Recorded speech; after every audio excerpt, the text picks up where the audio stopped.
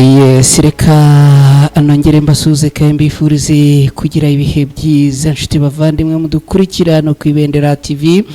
Ikaze makuru agezweho kuri uyu munsi turi kuwa gatanu ni tariki 15 z'ukwezi kwa munani muri mwaka wa 2025 twinjiye makuru araza kwitsa no kwibanda mu burasirazuba bwa Repubulika Iharanira Demokarasi ya Kongo. Mu mujyi wa Uvira urugamba rwongeye kwambikana imirwano yaraye ibaye ijoro yose n'imirwano yabaye muri Axe ya Kamanyora. Abarwanyi b'intare za Sarambwe bakaba bongeye gutana mu mitwe n'abarwanyi bo ku ruhande rwa leta ya Kongo. Ibintu byatumye abarwanyi b'intare za Sarambwe bamanura ibikoresho by'urugamba birimo imbunda nini nyinshi. Ibi turaza kubyinjiramo ku buryo burambuye hano muri aya makuru.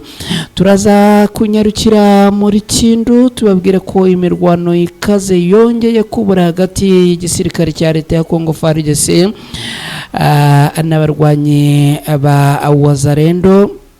Imirwano rero ikomeye cyane kandi yabaye muri ibi bice.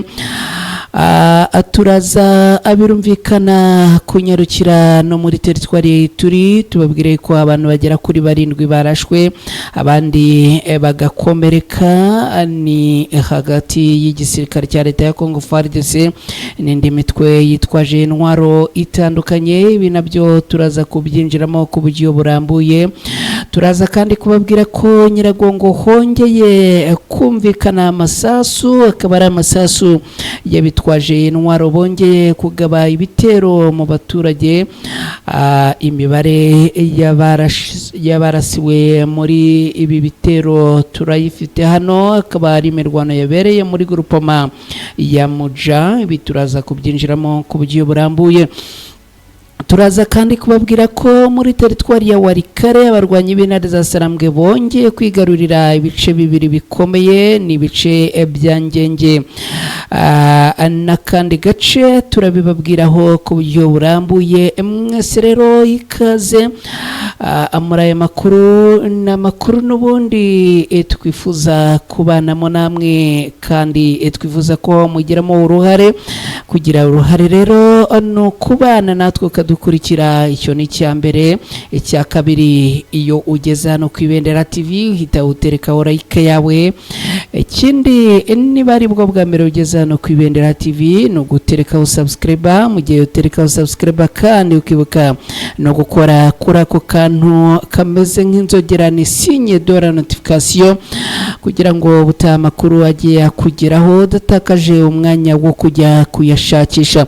Ikindi ni ukudufasha gusangiza izi nkuru inshuti n'abavandimwe banyu batandukanye, amakuru akagera kuri bose. Ejo bundi twandikiwe n'abantu baherereye mu gihugu cya ni kigihugura ni kira gihugu cyegeranye ni muri Madagascar. Ejo bundi twandikiwe n'abantu baherereye muri Madagascar batubwira yuko bagiye babona cyangwa se bamenya inkuru dutangaza biturutse ku bandi bavandimwe babo. Turabashimira cyane rero abantu bagira gutya bagaterura link bakayisharinga bagenzi babo kugira ngo twese dusangire aya makuru. Reka rero niba aho uherereye urimo kutwumva neza n'ubundi uterekeho agakomenti cyangwa agakomantere gatoya hasi aho wandika uti ndabakurikiye.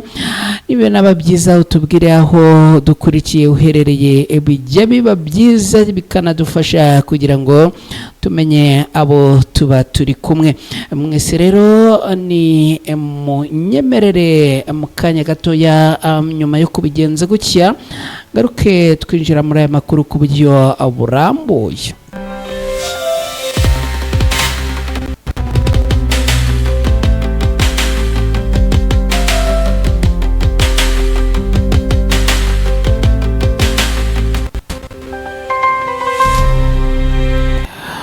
Yes, reka nongere rero mbahe ikaze mwese aho mudukurikiye muherereye. abaherereye mu Rwanda mu turere twose mwiyumvemo ikaze, abaherereye mu bihugu bya Afurika, ubwo ndavuga bari muri Kenya, bari muri Repubulika Iharanira Demokarasi ya Kongo, abari mu Burundi, abari mu Bugande, abari muri Zambia, abari muri Sudani, n'ahandi hose namwe mwiyumvemo ikaze. Hanyuma badukurikiye bari mu Bubiligi, mu Holande, muri Canada, muri Norvege, mu Bwongereza, mu Fransa no muri Leta Zunze Ubumwe za Amerika, mwese tubahaye ikaze muri aya makuru. Iminsi mike cyane ndaza gukora urutonde rw'ibihugu dufitemo abantu badukurikira, undi njye mbashimira ku mugaragaro hano kubera yuko kuba mwitanga mukadukurikira ni ikintu duha agaciro kandi gakomeye. Muri Kivu y'Amajyepfo mu mujyi wa Uvira niho twanzikiye aya makuru mu ijoro ryakeye, no kuvuga ijoro rya tariki 14 rishyira kuri uyu munsi tariki 15 z'ukwezi kwa munani, haraye humvikana amasasu menshi. Nijoro ryose ryaranzwe n'urusaku rw'amasasu. Na amasasu yongeye kumvikana muri agise ya Kamanyola, ni muri Kivu y'Amajyepfo mu burasirazuba bwa Repubulika cyangwa se bw'iki gihugu cya Repubulika Iharanira Demokarasi ya Kongo. Aha rero muri agise ya Kamanyola n'ubundi muri Uvira, barwanya ibintare za Sarambwe baraye barasana n'igisirikare cya leta ya Kongo FARDC burenda bucya. Amakuru aturuka ahangaha avuga yuko amasasu yatangiye ku mugoroba watambutse, amasasu akarara ijoro ryose kugeza mu rukerera rwo kuri uyu munsi. Amakuru akavuga yuko ari imirwano yari ikomeye, ni imirwano yari ikomeye cyane yuko ngo yumvikanyemo imbunda nini ku bwinshi, nubwo ni ntoya zumvikanye, ariko ngo ni imirwano yaraye ijoro ryose irwanwa hakoreshejwe imbunda nini. Abarwanyi b'umutwe wa M23 bakaba ubu tuvugana ibi byamaze gutuma bafata umwanzuro uremereye cyane kandi ukomeye. Bamaze rero kumanura intwaro ziremereye, akaba ari intwaro zamanuwe ku munsi w'ejo. Ni intwaro ngo zamanuwe ziturutse mu mujyi wa Goma zerekeza Bukavu mu rukera rwo kuri uyu munsi, akaba ari bwo ngo zamaze kugera aha Kamanyola. N'ubundi abarwanyi b'intare za Sarambwe bakaba bavuga yuko ngo ibi ari mu rwego rwo guhangana n'ibi bitero bakomeje kugenda bagabwaho n'uruhande rwa leta ya Kongo. Bamwe mu bayobozi bo muri Alliance Fleuve Congo ibarizwa muri uyu mutwe wa M23 batangaje yuko nyuma yuko abarwanyi bo ku ruhande rwa leta ya Kongo bakomeje kugenda babagabaho ibitero, ibiraza gufatirwa umwanzuro uremereye cyane kandi bigashyirwaho iherezo. Ni nyuma yuko rero minsi ishize itari myinshi mu mujyi wa Bukavu, muri uyu mujyi wa Bukavu abarwanyi ba Wazalendo bageze gutya barirara, bari itereka baramanuka binjira muri uyu mujyi, batangira rero kurasa ku barwanyi b'intare za Sarambwe, bataretse no gutangaza yuko ngo bigaruriye uyu mujyi wa Bukavu. Ibintu byaje kurangira ariko abarwanyi b'intare za Sarambwe bongeye gusubiza inyuma abarwanyi, ndetse magingo y'abarwanyi b'intare za Sarambwe bakaba ibi biri mu byatumye bafata umwanzuro wo kumanura intwaro ziremereye muri uyu mujyi. Ikindi kandi nuko uretse kumanura intwaro ziremereye hamaze kumanuka n'abasirikare b'indwanyi kabuhariwe, akaba rero hari abasirikare bivuga yuko ngo bamanutse kurwana imirwano muri uburasirazuba by'umwihariko muri Kivu y'Amajyepfo muri Repubulika Iharanira Demokarasi ya Kongo. Amakuru akavuga rero ko uyu mujyi wa Uvira byanze bikunze uraza kuvanwamo byihuse nyuma yuko n'ubundi abarwanyi bo ku ruhande rw'intare za Sarambwe bafashe umwanzuro ukomeye wo kumanura izi ndwanye n'ibi bikoresho bikerekezwa ahangaha. Reka dukomeze n'aya makuru twerekeze Kindu tubabwira ko imirwano ikomeye yongeye kuba ni hagati y'igisirikare cya leta ya Kongo FARDC n'abawazarendo, akaba ari imirwano yaje no kugwamo abatari bake, bikavugwa yuko hari n'abapolisi bo ku ruhande rwa leta ya Kongo baje gutakariza ubuzima muri iyi mirwano. Mu mujyi wa Kindu habyukiye imirwano ikaze kandi ikomeye, ikaba yabaye hagati y'abazarendo n'inzego z'umutekano zo ku ruhande rwa Repubulika Iharanira Demokarasi ya Kongo. Kurasana hagati y'abazarendo na FARDC ubusanzwe bafatanya mu kurwanya umutwe wa M23 kwahereye mu gace ka Atokotore gaherereye muri komine ya Mikerenge, biteza ubwoba bwinshi ndetse bihangayikisha abatuye muri ibi bice. Umubare nyawo w'abantu bapfuye baguye muri iyi mirwano nturamenyekana, gusa amashusho yazengurutse ku mbuga nkoranyambaga hirya no hino yerekanye imirambo y'abantu batatu barimo n'umupolisi wo ku ruhande rwa leta ya Kongo irambaraye hasi.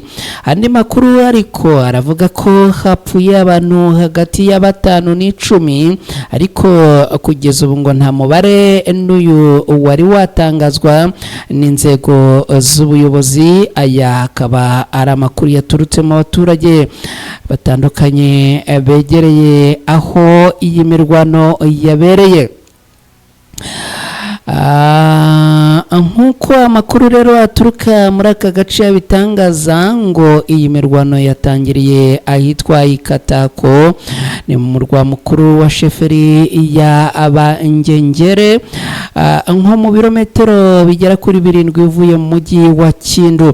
Bivugwa ko inyeshyamba za wazarendo ziherereye muri bice zatangiye zisaba abaturage baho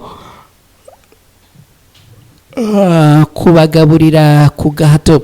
Iyi myitwarire rero ngo yaje gutuma umupolisi wari uhagaze kuri bariyeri ya Katako atabara, bituma haduka amakimbirane n'imirwano ikomeye cyane mu gace ka Tokorote. Ahatangiriye iyi mirwano ngo hatangiye kumvikana amasasu, abaturage bahita abihisha mu ngo zabo, abandi bahungira mu mashyamba.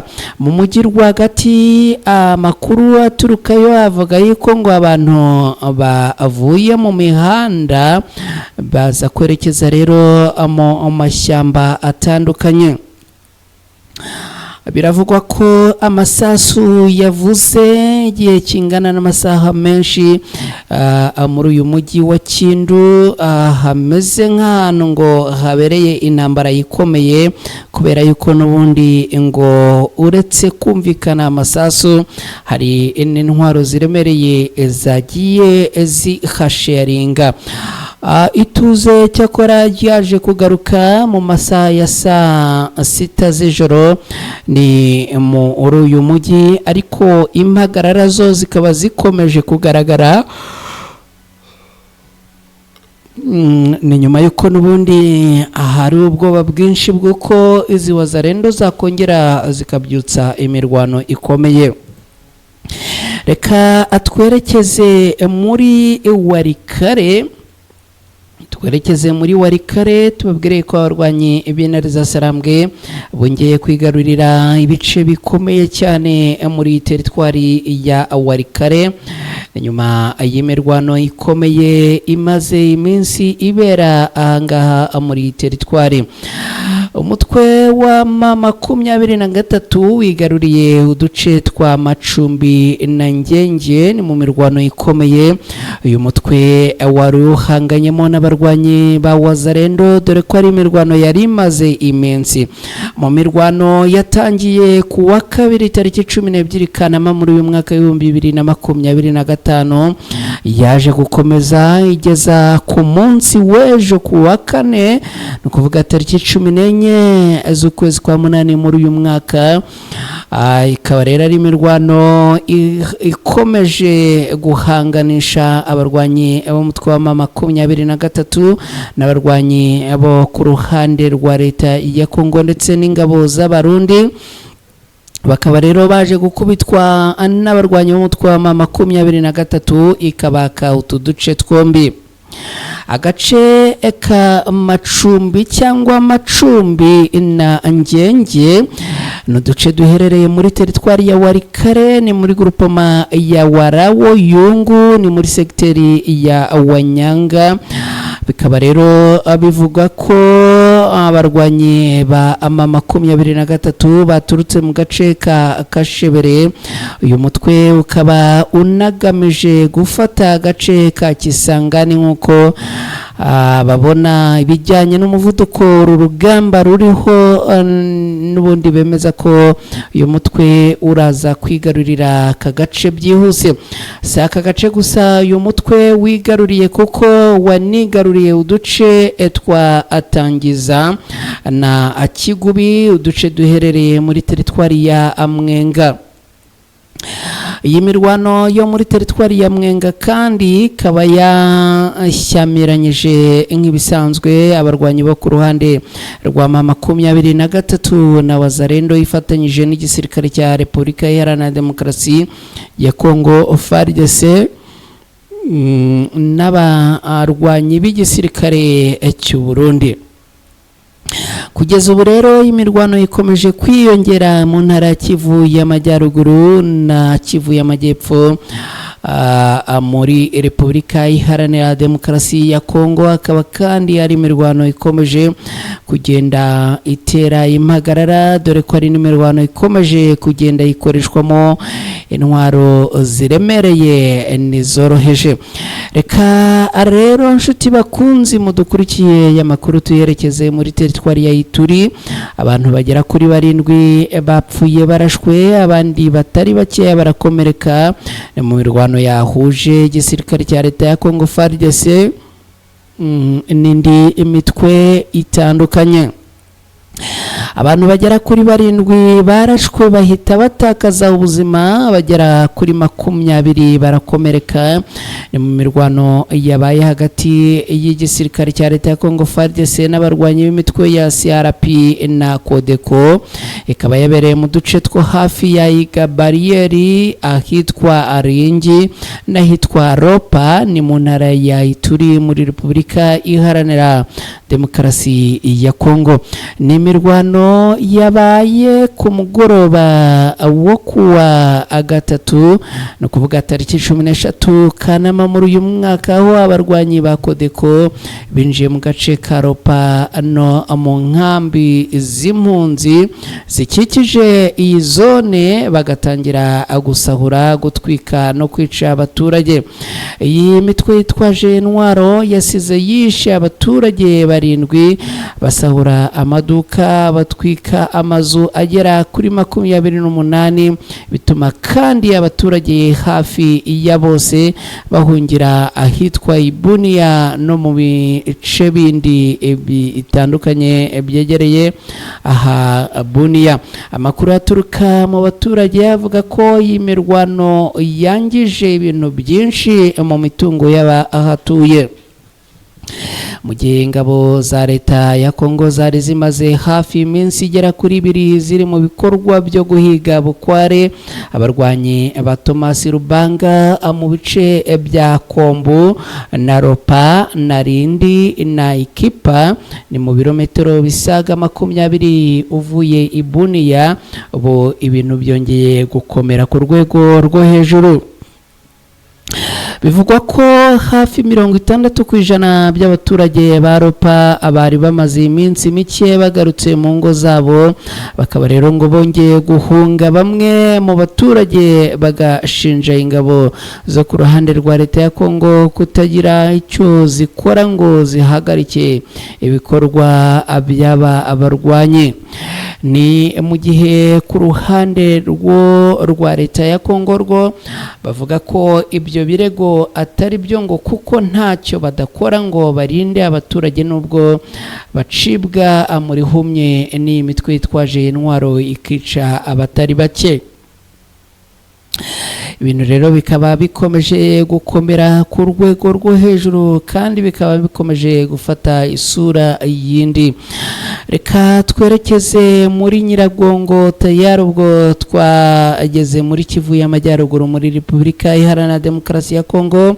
Aha rero hongeye kumvikana amasasu mu gitondo cyase mu rukerera rwo kuri uyu munsi. Yes, ni imirwano bivuga yuko ngo yakomerekeyemo abatari bakeya ndetse abandi batari bakeya bakayitakarizamo ubuzima. Aha rero hongeye kumvikana amasasu aho umuntu umwe yishwe arashwe, abagera kuri 3 barakomereka. Ni imirwano cyase n'ibikorwa byatangiye ku isaha y'isa 12 ahitwa Abogamba, ni muri Kiziba ya kabiri muri grupoma ya Muja. N'abarwanyi rero bitwaje intwaro bikekwa ko bashobora kuba ari abo mu mutwe wa Wazalendo cyangwa se FDLR, gusa ariko ahangaha ngo abaturage baje gutabaza abarwanyi b'umutwe wa M23 baza kuhagoboka, ariko n'ubundi ngo abasanze abangaba bakoze ibi bikorwa by'ubugizi bwa nabi bahunze, bikaba bivuga ko ngo abahunze bakoresheje moto. Ngibyo rero ibyo twagarukagaho muri aya makuru yaragezweho kuri aya masaha. Mwese nimunyemerere mbashimire cyane kandi mbifurize komeza kugira ubuzima bwiza. Nongera gushimira cyane abantu tuba hamwe mu bakunzi ba Ibendera TV, ni groupe ya WhatsApp. Ongera gushimira kandi abantu mwese mwakoze follow kuri channel ya Ibendera TV kuri WhatsApp, hanyuma kandi namwe mwakoze subscribe ku Ibendera TV by'akarusho mugakora no kuri ako kantu kameze nk'inzogera kugira ngo amakuru ajye abageraho mudatakaje umwanya wo kujya kuyashakisha. Mwarakoze cyane. Hanyuma rero reka mbashimire mvuga ngo Imana ibarinde, ibahe amahoro n'amahirwe. Abagiye mu kazi muhaye muronke, abagiye mu zindi gahunda namwe mugire gahunda nziza. Ku Ibendera TV gahunda z'amakuru zo ziraza gukomeza mu kanya. Turaza kongera kubagezaho amakuru arabagezweho mu masaha y'ijoro. Mwese rero Imana ibarinde.